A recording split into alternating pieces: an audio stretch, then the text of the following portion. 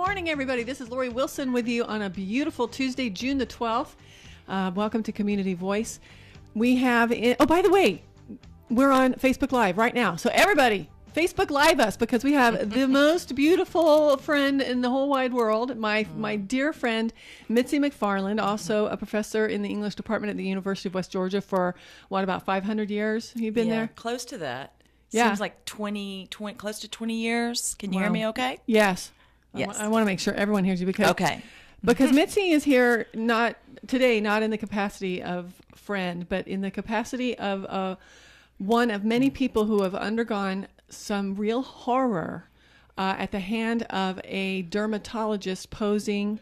Allegedly. That's right. Let's be okay. Allegedly, at the hand of a Atlanta dermatologist posing as a cosmetic surgeon. That's right. And this is a story that has gone nationwide now. So tell everybody who's new to this story. By the way, remember Facebook Live, News Talk 1330. Tell us what happened, Mitz. Okay, in 2015, my sister and I began to do some hunting around and doing some research about having what was then a kind of new procedure called smart lipo. And even though I'm small figured, I had 3 children. My second child was 9.5 pounds, so I had that muffin top. I never could get rid of it. So I thought I didn't want anything too invasive.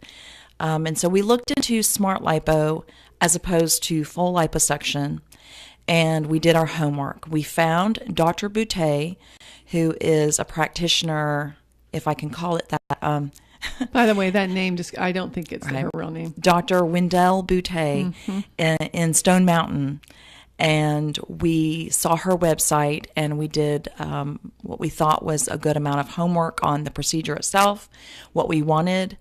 And she seemed on the surface pretty credentialed.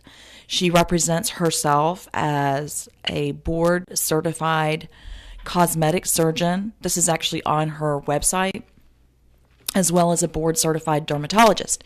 What I've come to find out is she is a board-certified dermatologist, but not a board-certified general surgeon or a plastic surgeon. Wow. But you didn't know that until after the Chamber of Horrors incident. In fact, it was through the litigation process, Lori, that most of the information, the gory details came out. For example, we signed up for Smart Lipo, and if you go to her website, that is in fact what she promotes. That's her procedure, and she has a video where she talks about you can be awake through this procedure, which is actually very common. They use a small device, it's a cannula, I believe it is, and they make small incisions in several different areas of your stomach. And it's through a process of tumescent fluid and heat. It heats up the fat, and they produce a small drain in your backside without having to be so gory, where it comes out. But what was so attractive to us is you can go back to work. She says that you can go back to work in 3 days. It's also because it produces collagen. It helps with the elasticity, recover some of the elasticity of your skin.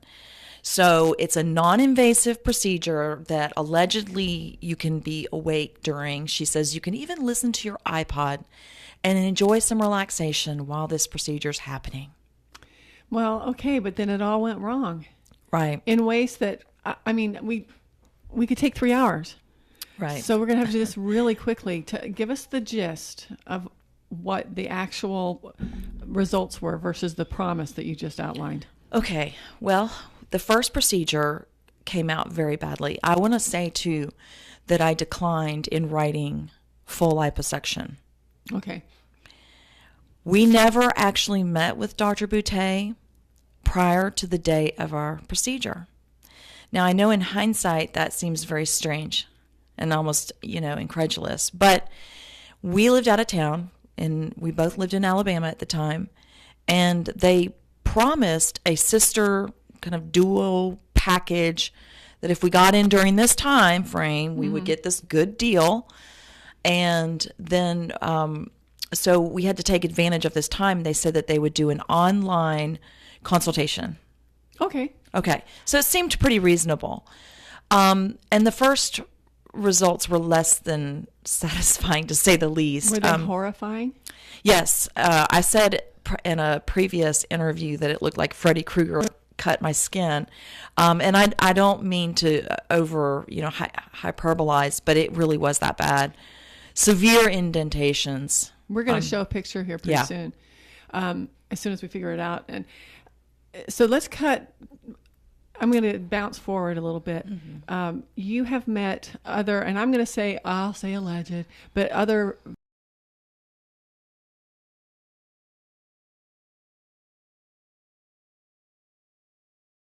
And just really quickly, and we'll go to break in about 3 minutes, but tell us about, so you and your sister, you would say that you have this deformed, your torso is deformed now. Well, I went in for a revision. Mm-hmm. She said she would do a free revision in which she took a fat graph and tried to fill in those severe indentations. Come to find out, when I went in for the day of the surgery, and this is something we might have to talk about after break, I ended up in a hotel room. She took me after the revision to a hotel room. You were unconscious? You don't have any Correct. memory? No recollection of that whatsoever.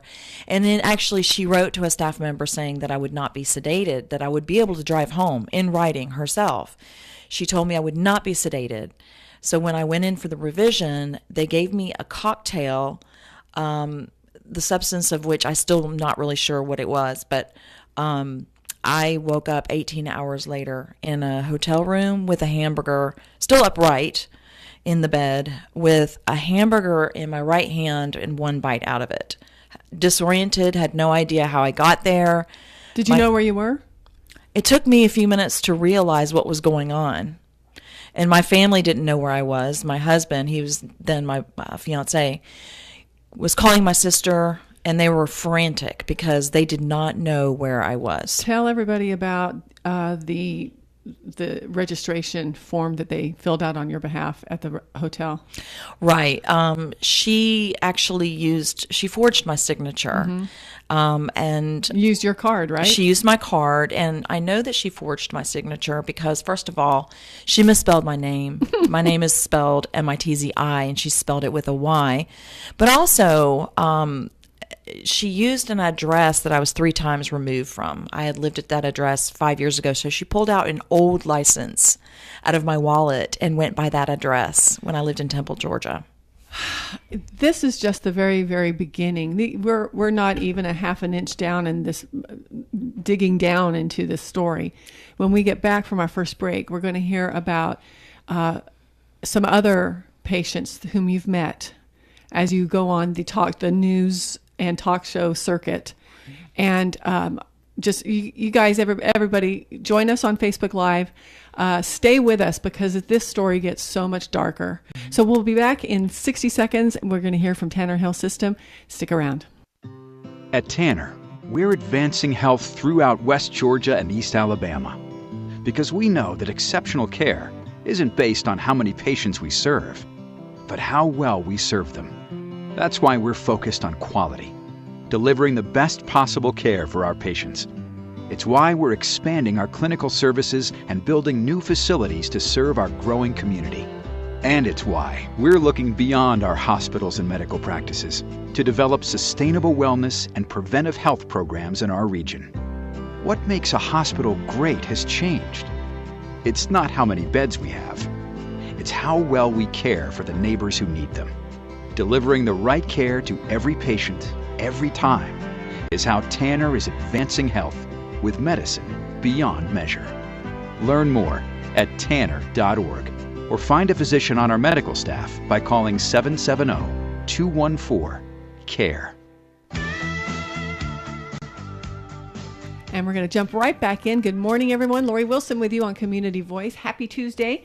We have on Facebook Live with us, I hope you guys are watching because she's just a beautiful woman. Her name is Professor Mitzi McFarland, the Department of English, and philosophy, right? At the Yes. university. Yes. Hey, I forgot already. Okay, we're talking about, really, before we get into the other cases, which are horrendous, what are we really talking about? We're talking about lowered expectations, people out there who are just total hucksters. Right. And so I just keep that in mind, everybody, while we talk, because there really is a so what that is going to be just relevant for all of us. But tell everybody about OJ and his mom. Yes, Miss Cornelius went in. She was 2 credits away from getting her PhD in nursing. Wow. She was getting married, I believe, in 2 months and had a life set before her. Beautiful woman. And she went in for Botox and I believe some skin treatment. And this is with Dr. Boutte. Mendel Boutte. Right. Someone pronounced it Boutte, but Yeah. it's a Wendell Boutte. Hey, keep listening, everybody, because you'll understand why. Why that's significant. Yeah. Keep going. So she went in and then ended up leaving that day, signing up for $20,000 worth of surgery, which Dr. Boutte gave her for a, quote, deal. I think she spent $12,000. But she essentially, when she went in for her surgery, it was 8 hours on the table. What? 8 hours, and she died. What? Wait. Miss Cornelius died on... Okay, keep going. That's right. She died. Her heart stopped. I believe they tried to resuscitate her. And then the 911 call is actually been broadcasted, so they had to call 911. They are not an ambulatory facility. So if you're going in for plastic surgery, most of them will do it in a hospital where you are already admitted. And that way, if there's an emergency, they can turn you over very quickly. But unfortunately, she is not she's in one of these in-office shops. I wouldn't even dare call it a surgery center. But that's what it looks like. It does look like it's state-of-the-art. And she's got all qualified nurses and everything, No. surgical assistants. No. These are non-accredited, non-qualified staff working with her. I can jump to that now if you want me to. Well, tell us about Miss Cornelius. How she died? You said They had to call 911, and when they arrived, it took another 30 minutes for her to sew up her stomach because there was an open, I guess, wound to stop the bleeding, and they could not fit her in the stretcher in the elevator because it's, it doesn't go by the safety regulations and protocols. So they didn't have the facility to accommodate an emergency. So they had to literally 2-man carry her down on the stretcher. A whole flight of spiral stairs. Were they doing CPR on her or something? I think they resuscitated her, I believe. Now my details might not be accurate here, but I know they resuscitated her, I believe, on the way to the hospital. She has had severe brain damage and many, many complications. And her son, OJ, whom I've met, is 23 years old, and he said he had to become a man. He is now taking care of his mother. Who is essentially brain dead, is that right? Or what? She is so... I think that they say that she's functioning at the level of an 8-year-old. She has very limited capacity to speak. Walking is very difficult for her. She can't walk by herself. And this is all a consequence of Dr. Boutte's misrepresentations and her ineptitude at doing what she says she can do in terms of cosmetic reconstruction or whatever. I don't mean to be gory, but I'm going to. Okay, do. It's a butcher shop down there. My lawyer has 100 people who have come out needing representation, 100 cases. Because of this specific doctor, quote unquote doctor. She's 7 lawsuits. 5 have been settled in the past year and a half. She is a walking catastrophe. Tell everybody, we have about 5 minutes before the next break. Tell everybody what OJ found online on YouTube. Right. infamous dancing doctor. He never met Dr. Boutte. Search Dancing Doctor on YouTube. You will not believe it. It's chilling. Keep going. Basically, he found on YouTube 20 videos that he was able to save and download, and he turned them over as evidence because I think once the litigation process began, she was advised to take those videos down. So you cannot find those now other than what he has saved and what's now on the news. Now, you've sent me some. You've sent me a lot, Right. and they are the most depraved, Right. horrendous, heartless, inhuman things I think I've ever seen. It's sort of the face of absolute evil. Just describe what she does. She is singing and cavorting to the camera. She is rapping. In some places, And there who's is with her. Well, you have people, staff in the background. I suppose they're assistants. I don't even know. In some places, you can't even see their faces. They all have their scrubs on. And Right, they have their scrubs on. They are basically dancing in the background. This is a choreographed form of self-staging that is intentional. You would think someone in her office had some malice and exposed her, but this is something she did. And what is she doing too? And Well, this is during procedure. She claimed later that most of these were post-op, which is emphatically untrue. People have come forward recognizing their bodies. we haven't covered the bodies yet. She's Yes. cavorting and rapping, And their bottoms are exposed. and she's got unconscious. real human beings Right. with their bottoms exposed, Right. and they're rapping and talking about big Cut- big butts. Big butts, because she does Brazilian butt lifts. And so she's singing in one video the song by OT called Cut It. And as she's singing in rhythm with the music, she literally slices into someone's lower area, slices into their skin. And she doesn't have a mask on. She's No. looking at a camera, and Right. she's being all rappy. I don't know how to put it. It's that not way. just a breach of trust and consent. It's certainly not informed consent. No one would consent to have their bodies represented that way. But it's also just unsanitary. Oh. And she's had so many people having to go to the hospital, documented cases of people going to the hospital because of infection. Is she? But I saw her on CNN telling Right. her side of the story, and when the interviewer asks her what's with those videos, she deflects and she says, "Well, when I teach people, I teach them with music," and I'm going, how do you teach? How do you teach somebody who's just laid out unconscious? That's Right. not a. She says music is a universal language, and it's one of the teaching tools. And that's what I've, when you're signing the consent form for any doctor of plastic surgery, or any doctor really, you do consent to give pictures, right, for educational and medical purposes, for the that's why medical community. Okay. So that's how she kind of smuggled that in, and she's saying it's consensual, but it's certainly not. She said that one of her patients had requested that she do a video with him or her. I guess it was a her. But didn't that person subsequently say, "Oh, no, I never did"? We don't know who that person was. She mentions a person from, I can't even remember where. Not one person, interestingly, has come to her aid. Not one patient has spoken out and said, "I loved this, I wanted this." In fact, she did make a phone call. This has also recently been published in the newspapers and on CNN. But she called this woman asking for her help. Would she produce a 2-minute video saying, "I consented to this and I stand by Dr. Boutte." And she said, "Dr. Boutte, I'm really messed up." Anyway, she recorded the entire conversation.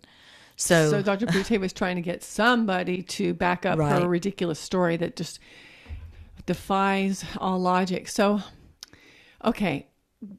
Tell everybody before this next break what interviews you've already done, you and any number of other, I'll say, victims of this alleged doctor. Well, it really broke in the news with Jim Strickland on Channel 2. And you'll still see, I believe even last night I was watching something. more and more people coming out, giving their testimonies. So you can Google Jim Strickland, dancing doctor. That's all you really need to Google. Right. Okay. People trying to get their money back because they're halting their procedures.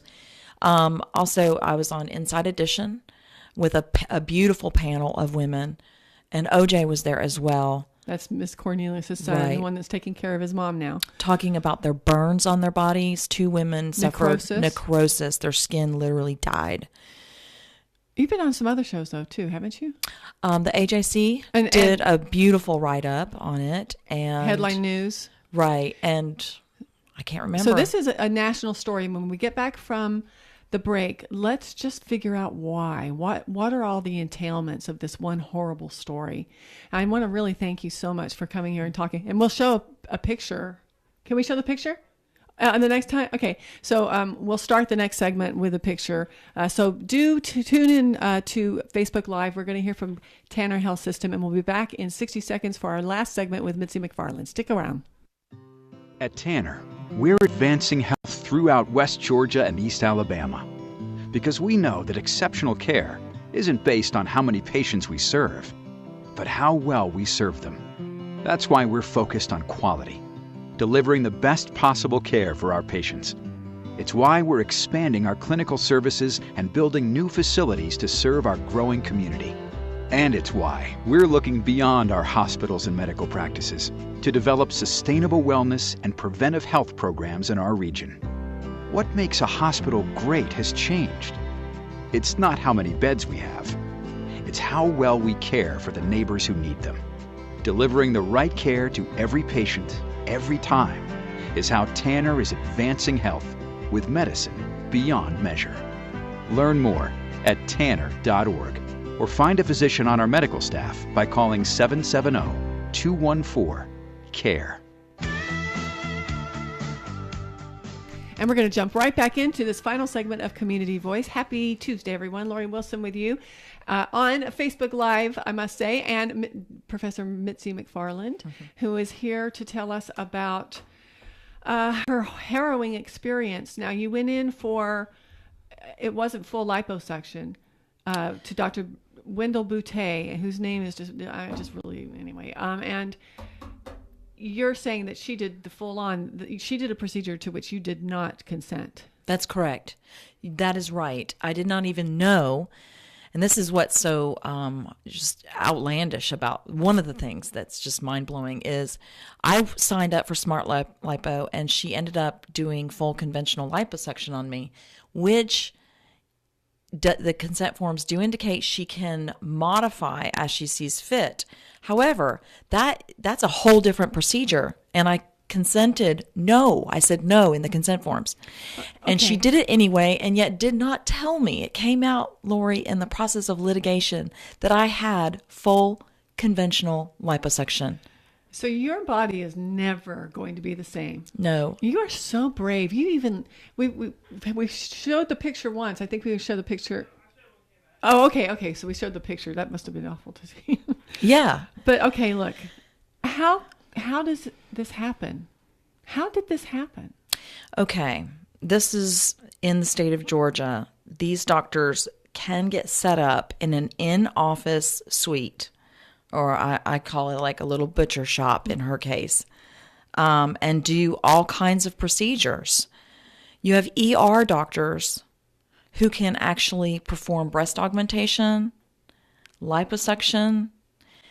In the state of Georgia, and I'm not sure about other states, you can actually go to a weekend clinic, learn liposuction, and go back the next week and begin offering it as a procedure. Are you guys into, or I know you're well represented. Your attorney also is on those shows, and one gets the notion that she's pretty on top of all this. She's going to take care of you guys. But I mean, are you guys going to do some sort of legislative advocacy? Yes. In fact, I do want to send out a shout out to the media. People like you that put a lot of pressure on the Georgia Composite Medical Board. You had in 25 months just mounting evidence against this woman. 25 months. The board refused to do anything. Why? Why would they? They said that it's a doctor's representation and they don't want to intervene too soon. Well, the last case, a woman went into the hospital with a punctured lung. They finally suspended her license and are conducting an internal review. They suspended Dr. Boutet's, if that is her real name, license. Right. Okay. So what? Okay, we have how many? Like 4 minutes left, I think. How do you want to spend them? There's so much more. Let me go over a couple things that women need to be thinking about. Women, when you're making these decisions, you need to make sure that you are in an ambulatory facility. You do have a right to ask this person's credentials. These people can get certified, but it's interesting because the medical board in Georgia does have protocols and guidelines for... I'm sorry. Oh, for gosh sakes. Hold on. I'm sorry. Oh, that's so bad. For accreditation. But they are recommendations, not rules. But if you're going to get accredited through the medical board, you have to go through their particular boards, which have very rigorous standards for medical care, for protocols, safety, emergency situations, etc. But she did not do that. So that's why she's operating in this separate little facility here and performing these breast augmentation, you name it. They had no... Why? How did she slip through the cracks? I don't know. I know that all of her reviews at that time were stellar. Her husband, her then husband, was her PR man, and any negative review that my sister and I tried to put up the next day was down.